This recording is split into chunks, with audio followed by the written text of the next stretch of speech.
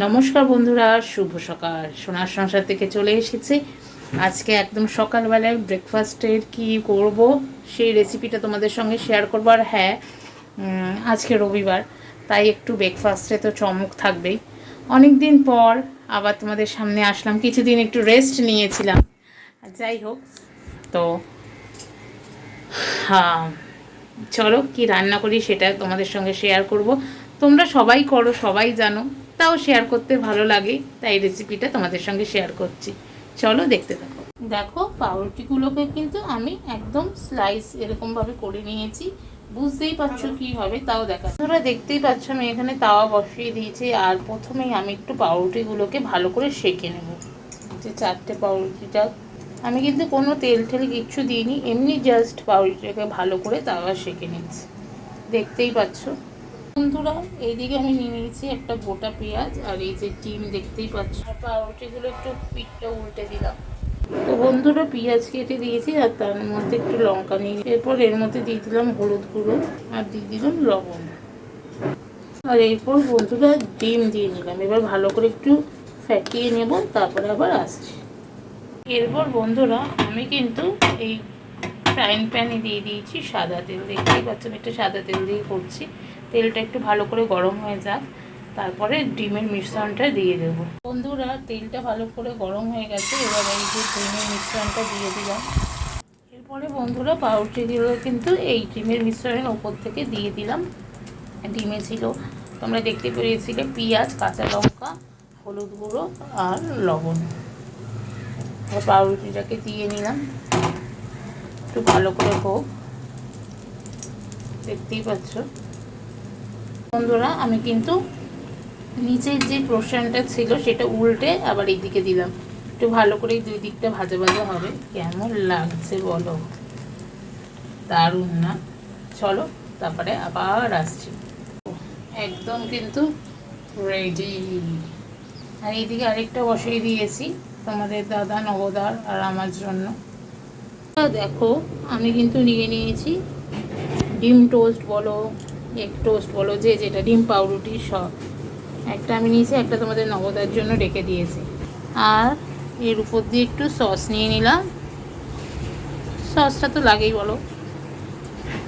তো বন্ধুরা, পুরো রেসিপি থেকে আজকে ইটিং শোর ভিডিও অবধি দেখতে পারবে, বেশি বড় হবে না। যাই হোক, সানডেতে সকালের ব্রেকফাস্ট এটা। তো চলো খাওয়া শুরু করি।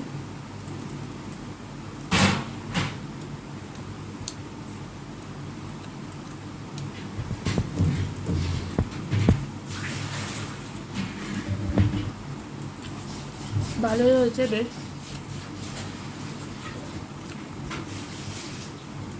অনেকদিন পর আবার ক্যামেরার সামনে বসলাম, অনেক দিন পর।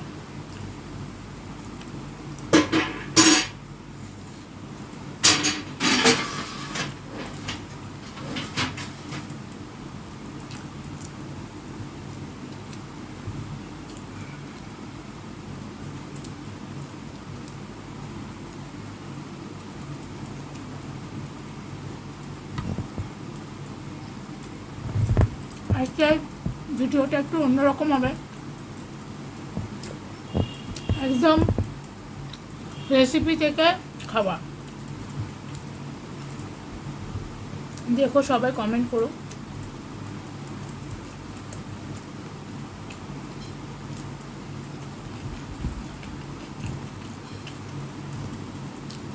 আমিও তোমাদের খুব মিস করছি, তাই জন্য খেতে খেতে চলে আসলাম।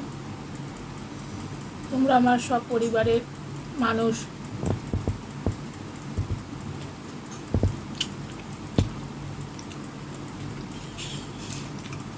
সব পরিবারের বন্ধু।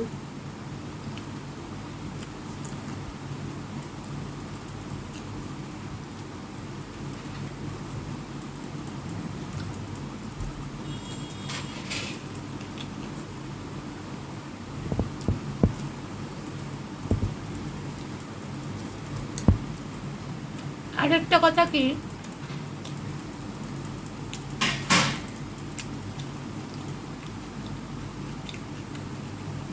অনেকেই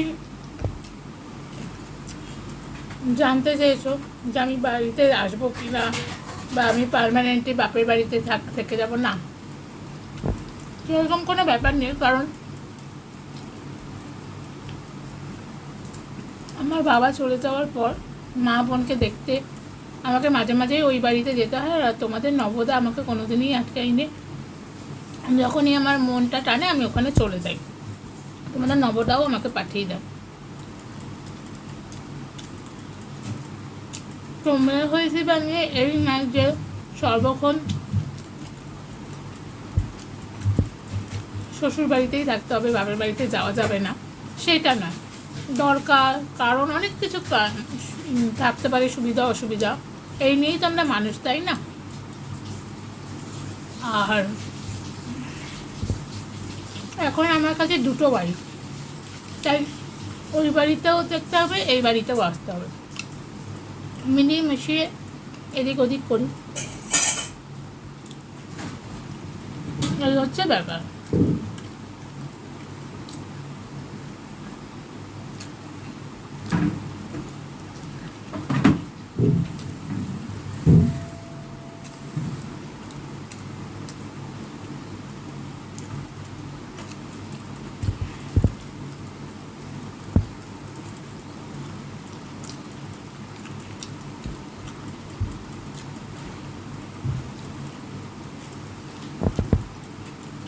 বন্ধুরা, তোমাদের ভালো লাগলে অবশ্যই লাইক কমেন্ট শেয়ার করো, আর সাবস্ক্রাইব করতে ভুলো না।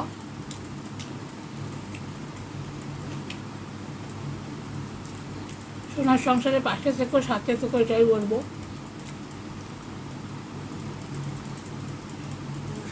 হ্যাঁ,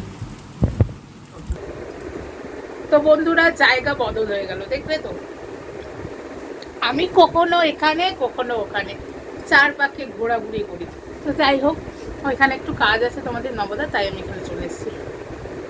খাও সেরকম এই আইসক্রিম খাও, কবে থেকে বলেছি একটু আইসক্রিম দিচ্ছি বেড়ে। না, এই ডিম পাউরুটি থেকে কেউ আইসক্রিম খায়? একটু খাও, আমি না। তোমার জন্য এনেছি, একটা বাটি করে দিই। না না,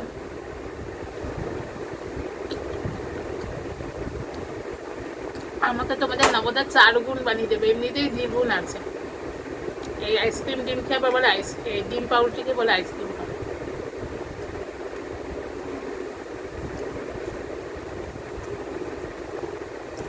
খাওয়া শেষ,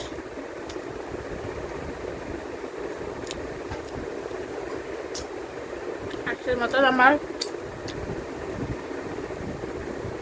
টিফিন শো শেষ। অনেকদিন পরে তোমাদের সঙ্গে কথা বলতে আসলাম, একটু ঘাবড়েও গেছি, কারণ কতদিন পর এসেছি, কী বলবো না বলবো।